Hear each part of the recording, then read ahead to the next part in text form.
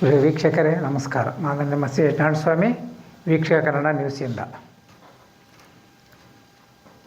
ಪ್ರಿಯ ವೀಕ್ಷಕರೇ, ಇವತ್ತು ಎಷ್ಟೋ ಜನ ಟಿ ವಿ ಇರತಕ್ಕಂಥ ಗ್ರಾಹಕರು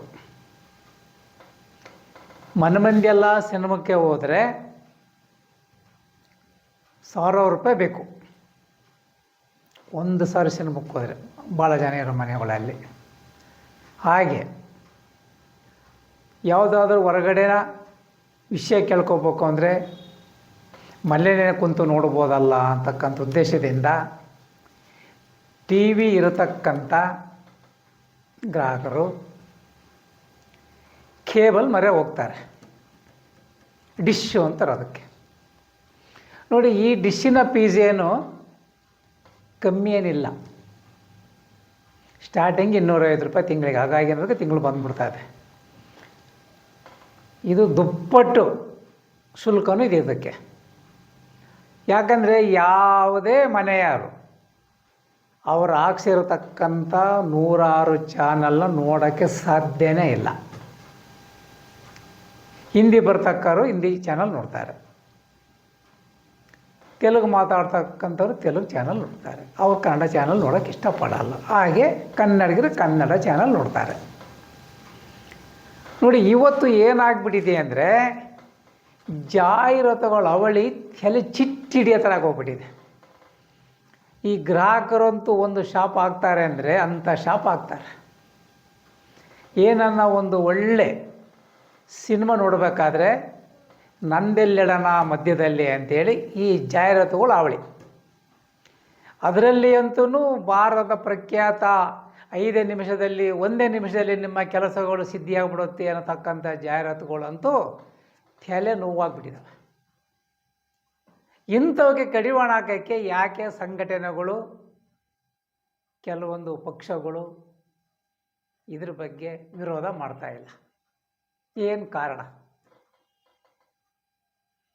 ಅದರಲ್ಲಿ ಕೂಡ ನೀವು ನೋಡಿ, ಬಾರೋ ನನ್ನನಲ್ಲ ಅಂತ ಒಂದು ಹಾಡು ಕೂಡ ಕ್ರಿಯೇಟ್ ಮಾಡಿದ್ದಾರೆ. ಅದರಲ್ಲಿ ನನ್ನ ಪ್ರಿಯತಮ್ಮ ನನ್ನನ್ನು ಯಾಕೆ ತಿರಸ್ಕಾರ ಮಾಡ್ತಾನೆ, ಅವ್ನು ನನ್ನಂತೆ ಆಗಬೇಕು ಅಂತೇಳಿ ಒಬ್ಳು ಹೇಳಿದ್ರೆ, ಇನ್ನೊಬ್ಳು ಬಾರಿ ನಮ್ಮ ಗುರುಗಳದಾರೆ, ನಂಬರ್ ಕೊಡ್ತೀನಿ, ಅವ್ರ ಹತ್ರ ಹೇಳಲ್ಲ, ನಿನ್ನ ಸಮಸ್ಯೆ ಬಗೆಹರಿತೈತೆ ಅಂತ. ಇನ್ನು ಒಬ್ಬಳು ನಮ್ಮ ಸ್ನೇಹಿತದ ಕತೆ ಹೇಳ್ತೀನಿ, ಅವ್ರ ಮನೇಲಿ ಹಿಂಗಿತ್ತು ಅಂತ ಕೊರಿತಾ ಇರ್ತಾಳೆ. ಇಲ್ಲಿ ಸಿನಿಮಾ ನೋಡ್ತಕ್ಕ ಇದರಿಂದ ಎಷ್ಟು ಹಿಂಸೆ ಆಗ್ತದೆ ಅಂದರೆ ಅಷ್ಟು ಹಿಂಸೆ ಆಗ್ತದೆ. ಯಾಕೆ ಇಂಥ ಜಾಹೀರಾತುಗೆಲ್ಲ ಇಲ್ಲಿ ಅವಕಾಶ ಇದೆ? ಏನು ದುಪ್ಪಟ್ಟು ಶುಲ್ಕ ಬರ್ತದಂತಾನ? ಇಲ್ಲಿ ನೋಡತಕ್ಕಂಥ ಪ್ರೇಕ್ಷಕರಿಗೆ ಎಷ್ಟು ಹಿಂಸೆ ಆಗುತ್ತಂತ ಯಾಕೆ ಈ ಮಾಧ್ಯಮಗಳಿಗೆ, ದೃಶ್ಯ ಮಾಧ್ಯಮಗಳಿಗೆ ತಿಳಿದು ಬಂದಿಲ್ಲ ಅಂತ, ಮನವರಿಕೆ ಆಗಿಲ್ಲ ಅಂತ.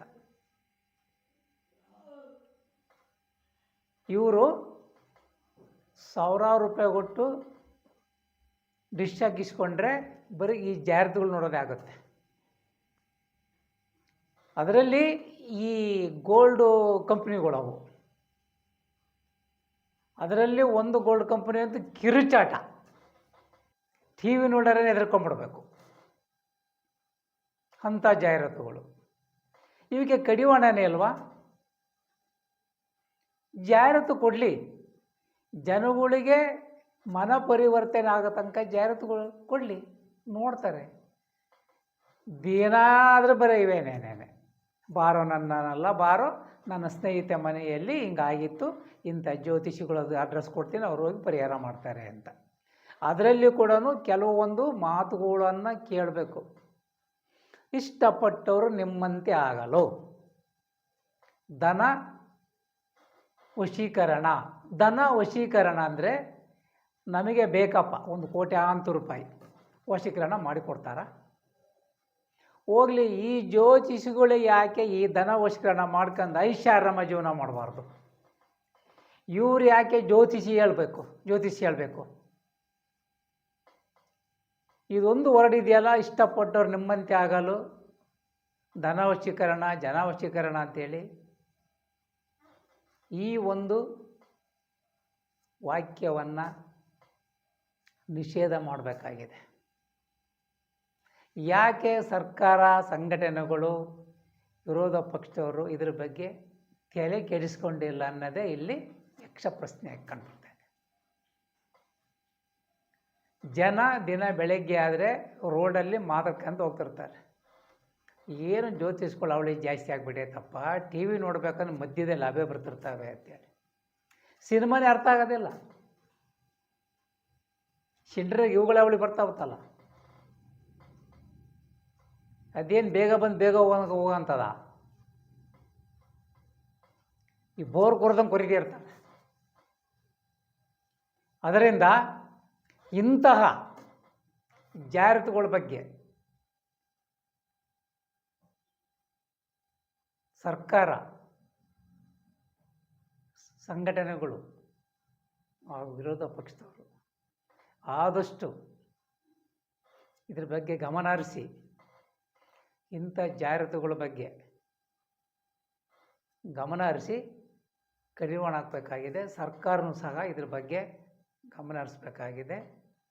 ಟಿ ವಿ ನೋಡ್ತಕ್ಕಂಥ ಪ್ರೇಕ್ಷಕರಿಗೆ ಸ್ವಲ್ಪ ನೆಮ್ಮದಿಯಾಗಿ ಟಿ ವಿ ನೋಡ್ತಕ್ಕಂಥ ಅವಕಾಶ ಮಾಡಿಕೊಡ್ತದೆ ಅನ್ನೋದನ್ನು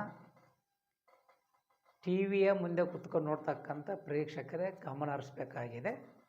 ಜೈ ಹಿಂದ್, ಜೈ ಕರ್ನಾಟಕ. ಪ್ರಿಯ ವೀಕ್ಷಕರೇ, ನಮ್ಮ ಚಾನಲ್ಗೆ ಇಷ್ಟವಾದ ಲೈಕ್ ಮಾಡಿ, ಸಬ್ಸ್ಕ್ರೈಬ್ ಮಾಡಿ, ಶೇರ್ ಮಾಡಿ. ಪ್ರಿಯ ವೀಕ್ಷಕರೇ, ನಿಮ್ಮ ಮನಸ್ಸಿಗೆ ವಿವರಗಳು ನಮಗೆ ತಿಳಿಸಬೇಕಾಗಿದೆ. ನಮಸ್ಕಾರ.